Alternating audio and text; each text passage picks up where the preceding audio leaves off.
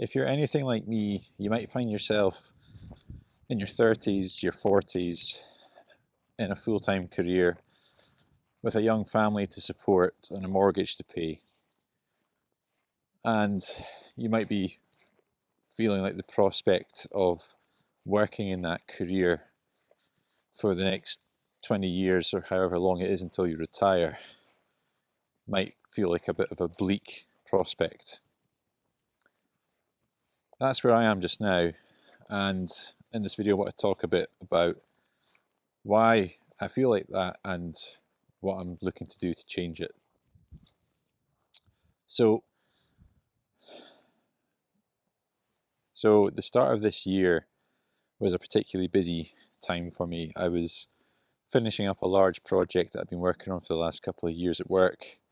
I had some other stuff going on outside of work, which was quite stressful and was taking up a lot of my time as well.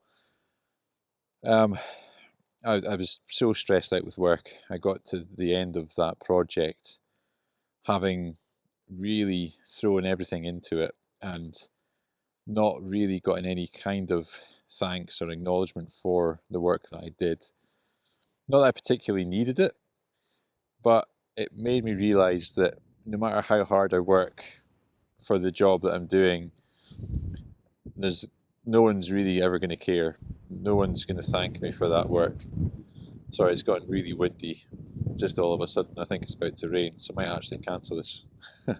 The last 6 months, the first half of 2026, has felt like the quickest 6 months of my life. With how busy I was at the start of that, and then I've changed jobs because I just felt like I was not appreciated where I was.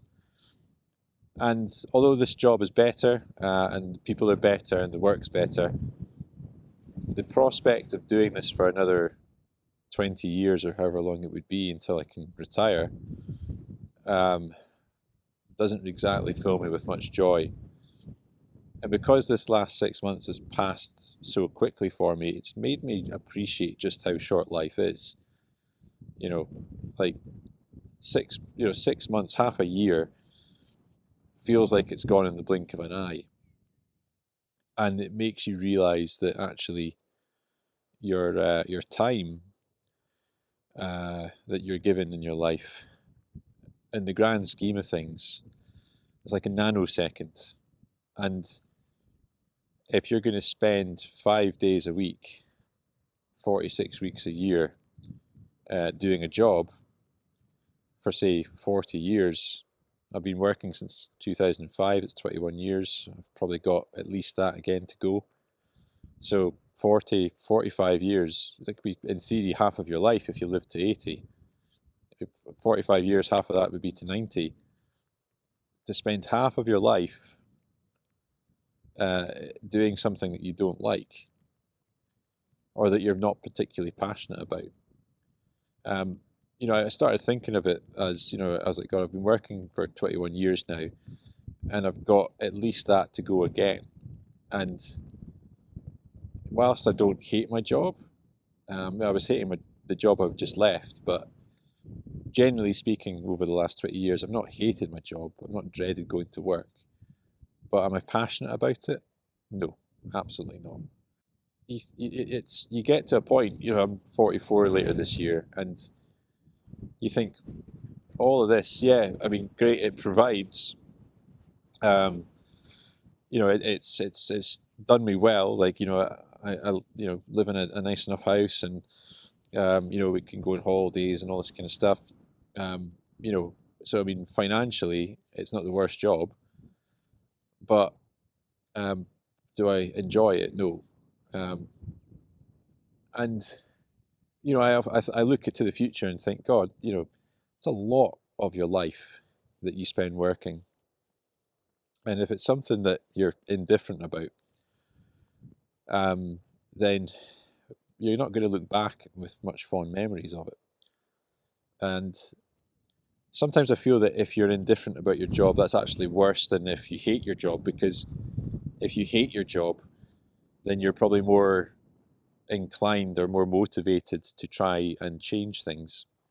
Whereas if you're a bit indifferent about it and comfortable, then you tend to just kind of go with it.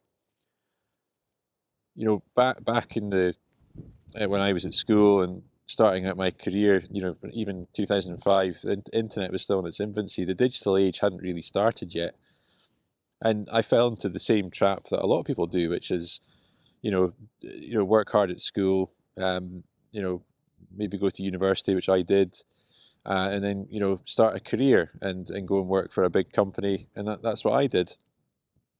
Um, and you do that so that you can earn well, so that you can get a mortgage and a house, because everyone should be getting a mortgage and getting a house and having a family.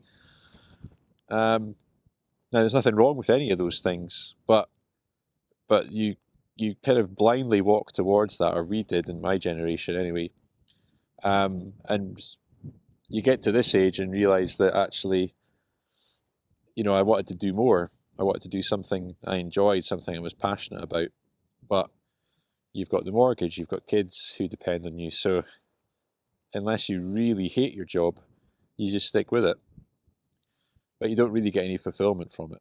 The first 6 months, this kind of first half of 2026, has made me realize that whilst I'm changed jobs and I'm, a lot less stressed than I was at the start of the year, it's, I don't want to necessarily do this for the next 20 years. I would much rather build something that's mine, that I'm passionate about and that I care about, and end up doing something that doesn't feel like work, and where I'm my own boss. I can pick my own hours. So I've decided to kind of do that.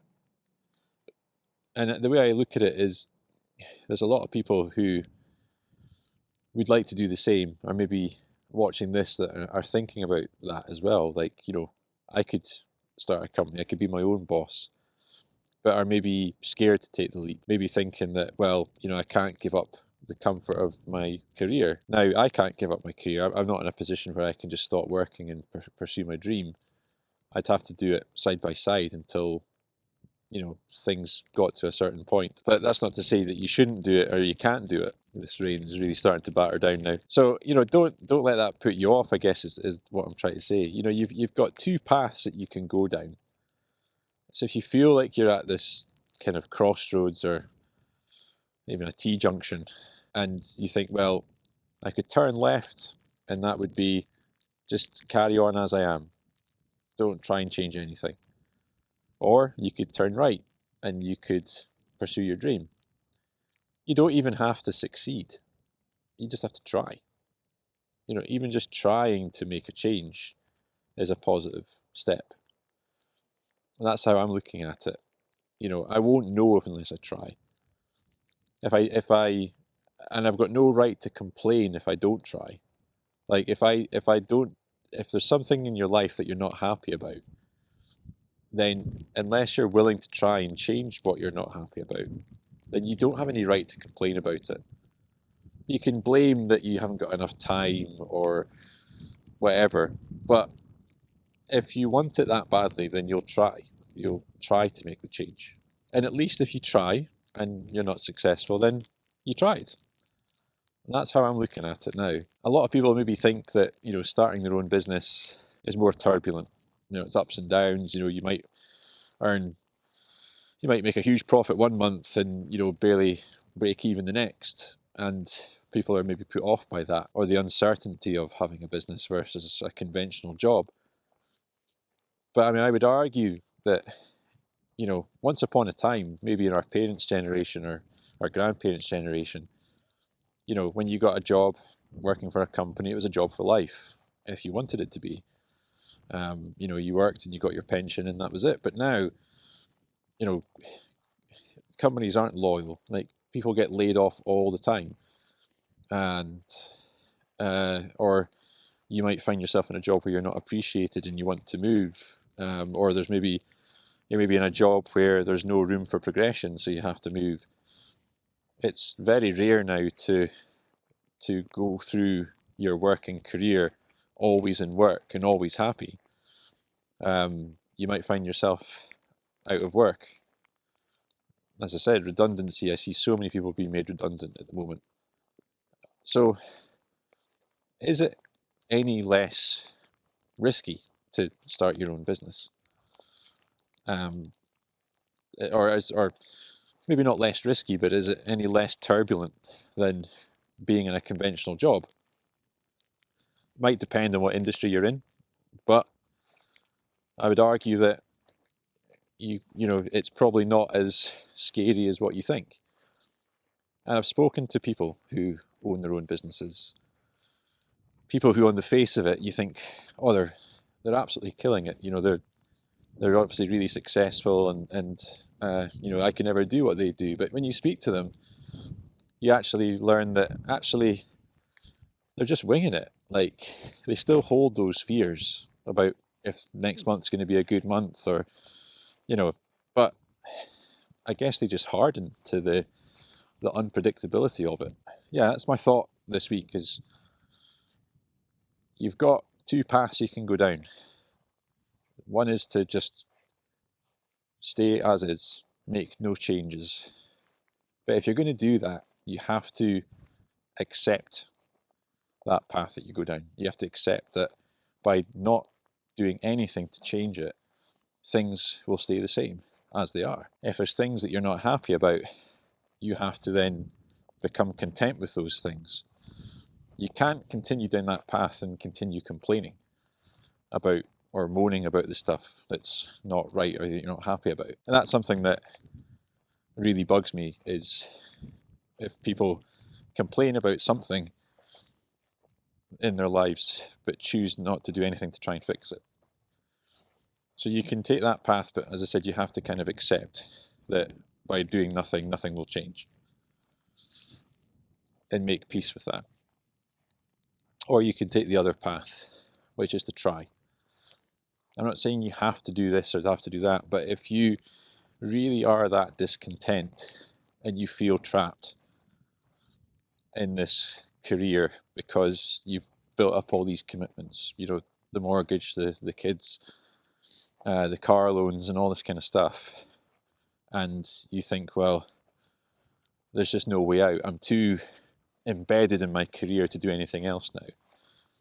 Well, that's just not true for a start.